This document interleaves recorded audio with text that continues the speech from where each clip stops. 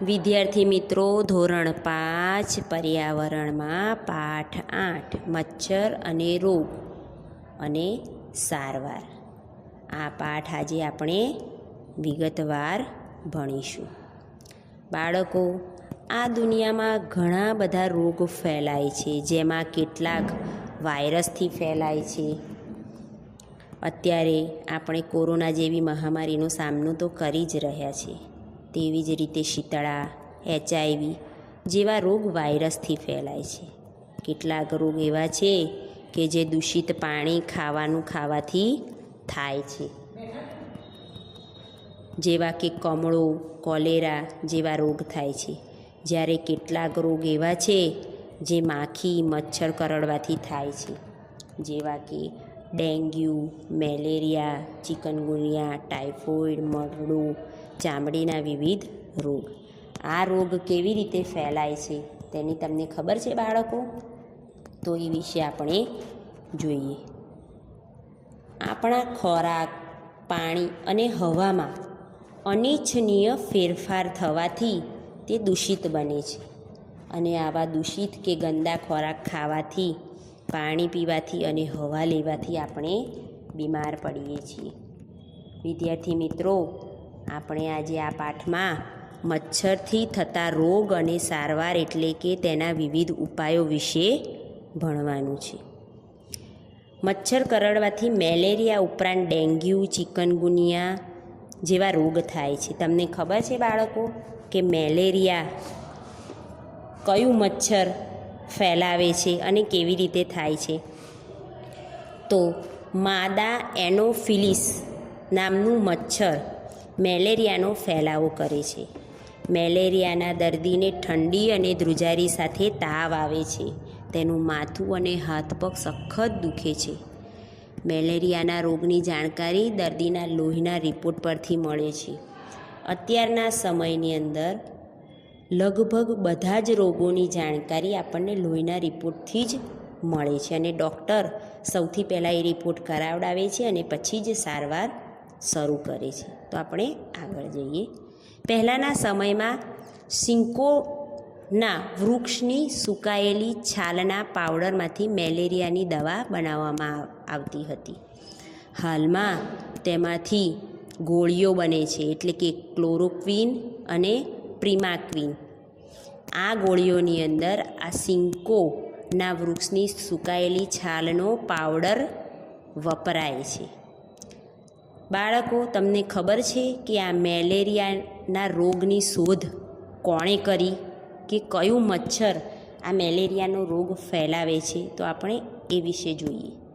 Malaria મચ્છર દ્વારા ફેલાય છે તેવું શોધનાર ભારતીય વૈજ્ઞાનિક રોનાલ્ડ રોસ હતા. તેમણે એક દિવસ થોડા અલગ દેખાતા બદામી રંગના મચ્છરો જોયા અને તેમણે કુતૂહલવશ આ મચ્છરને સૂક્ષ્મદર્શક યંત્ર એટલે કે માઇક્રોસ્કોપથી તેનું અવલોકન કર્યું.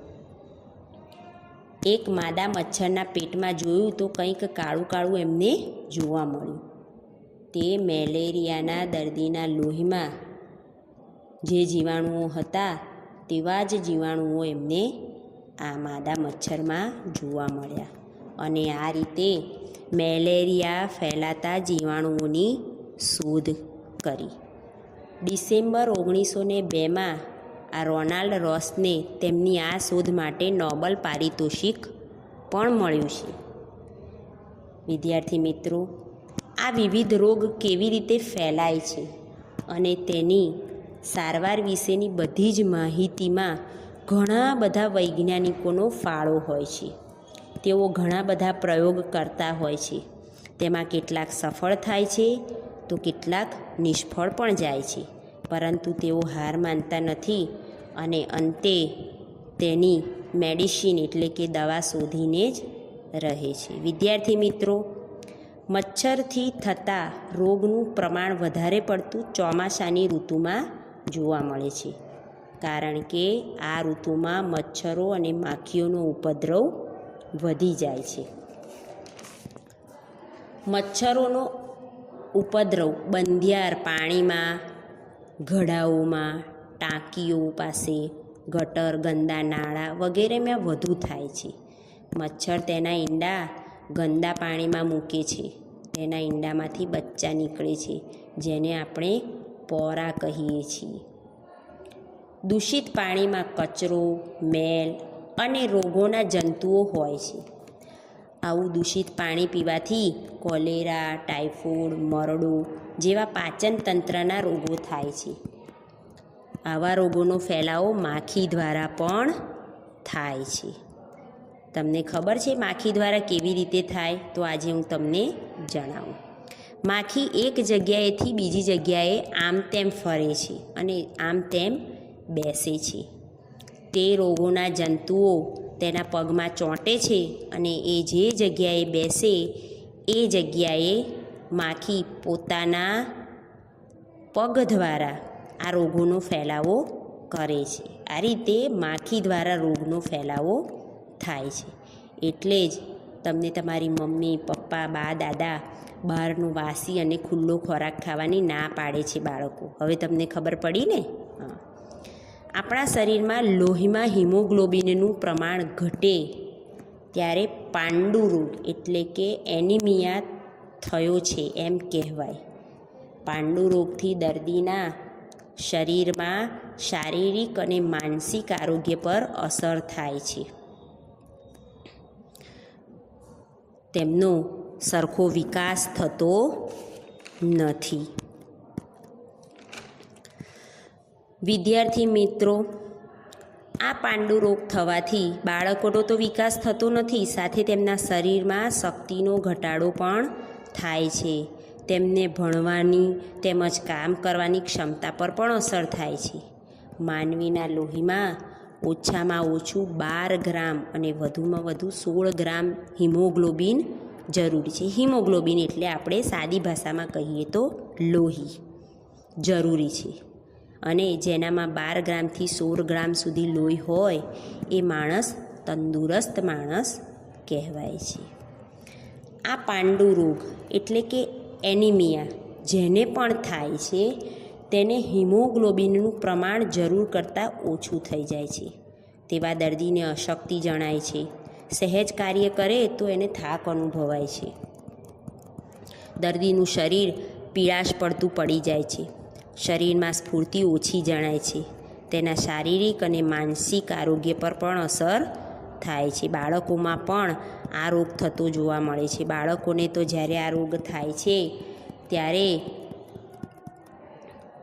તે ખૂબ નર્વસતા અનુભવે છે. તેમને એમાં ભણતર પણ ધ્યાન પણ રહેતું નથી.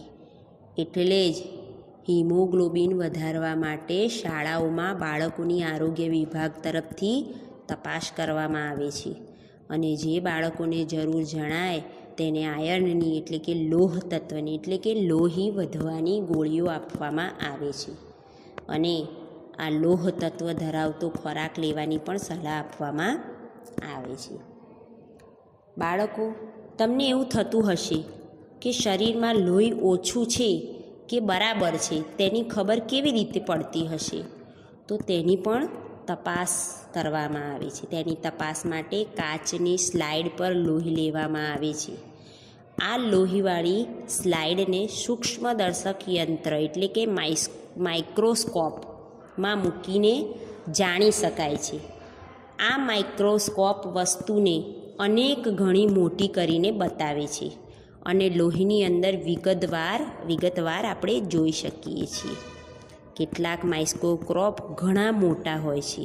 આ રીતે લોહીની તપાસ થાય છે અને તેનો રિપોર્ટ પણ તૈયાર થાય છે. વિદ્યાર્થી મિત્રો, આપણે વિવિધ રોગ અને તેના લક્ષણો વિશે જોયું. હવે આપણે રોગોનો ફેલાવો અટકાવવા શું શું કરવું જોઈએ તેના વિશે જાણીશું, તેના વિશેની માહિતી મેળવીશું. આપણી આસપાસની જગ્યામાં ગંદા પાણીના ખાબોચિયા ભરાઈ ન રહે તેની તકેદારી રાખવી જોઈએ. મચ્છરોનો ઉપદ્રવ ન થાય તેની કાળજી રાખવી જોઈએ. ખાદ્ય પદાર્થને ખુલ્લા ન રાખતા તેને ઢાંકીને જાળીવાળા કબાટમાં રાખવા જોઈએ. વાસી તેમજ ખુલ્લો ખોરાક, બજારું ખોરાક ન ખાવો જોઈએ. પાણીમાં ખાસ કરીને બંધિયાર પાણીમાં લીલ એટલે કે શેવાળ જોવા મળે છે. આ ઉપરાંત પાણીમાં કમળ, જળકુંભી વગેરે છોડ કે વનસ્પતિ જોવા મળે છે. એટલે આપણે દૂષિત કે ગંદુ પાણી ન પીવું જોઈએ. નદી, તળાવ, સરોવરના પાણીમાં દેડકા, માછલી, જળ, સાપ, કાચબા, મચ્છરો વગેરે જોવા મળે છે. પીવાનું પાણી આપણે જ્યાંથી મેળવતા હોઈએ તેની આજુબાજુની જગ્યા હંમેશા ચોખ્ખી રાખવી જોઈએ. ક્યાંય પાણી ન ભરાય રહે તેની તકેદારી રાખવી જોઈએ. એટલે જ સ્વચ્છતા એ જ આપણી તંદુરસ્તી, એ વિધાન સાચું જ છે બાળકો. તો આપણે જોયું ને કે આપણે મચ્છરથી અને વાયરસથી બચવા માટે કેવી તકેદારી રાખવી જોઈએ. તો આપણે આ તકેદારી રાખી અને આપણા શરીરની તંદુરસ્તી માટે ખાસ ધ્યાન રાખવું જોઈએ. વિદ્યાર્થી મિત્રો, આ પાઠમાં મચ્છર અને માખી દ્વારા કેવી રીતે આપણે રોગનો ભોગ બનીએ છીએ તેની જાણકારી મેળવીને તો હંમેશા તમે પોતાના શરીરનું અને પોતાના ઘરના સભ્યોના શરીરની તંદુરસ્તી સારી રહે તેનું ધ્યાન